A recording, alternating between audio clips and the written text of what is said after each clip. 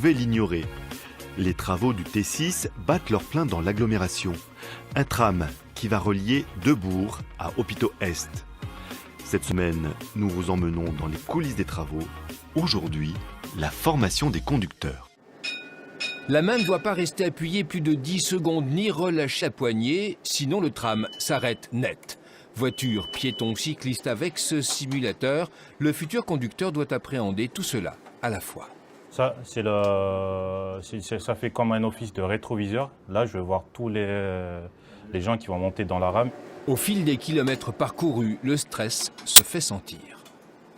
La conduite pour le tramway, surtout le simulateur, en fait, il faut vraiment être très concentré pour voir tout ce qui se passe autour. Et justement, pour éviter tout ce qui est accident.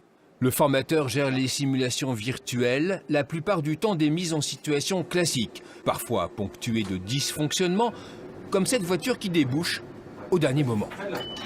Voilà, très bien. Il y a eu collision. Ah, il y a eu collision. Plus on avance dans le stage, plus effectivement on va complexifier les scénarios en déclenchant des anomalies sur les signaux, en déclenchant des voitures qui sortent un petit peu de nulle part, des piétons, des vélos, pour les préparer le mieux possible à ce qu'ils vont vivre dans la réalité. Après le virtuel, les conditions réelles, un vrai tram, de vrais rails et ceux de la ligne 5. La prochaine T5 qui passe à Alizé, direction Parc du Chêne, elle est loin ou elle est déjà passée?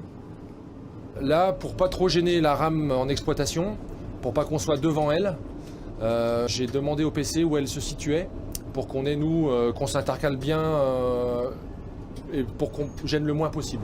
Entre 22h et 4h du matin, les stagiaires apprennent le parcours quasi par cœur, car les choses-trappes sont nombreuses. Ce qu'il faut bien connaître, c'est la signalisation, les endroits où c'est vrai que c'est dangereux, parce qu'il y a des voitures, parfois, ils croisent les rails et ils font pas toujours attention à leur feu à eux, donc du coup, c'est vrai que ça peut être dangereux. L'apprentissage sera identique pour la ligne T6.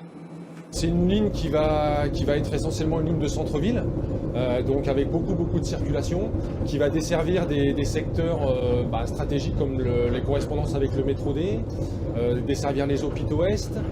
Sur le parcours, il y aura beaucoup d'établissements scolaires. Les formations durent 5 semaines. Le premier contact avec la T6 débutera fin juin.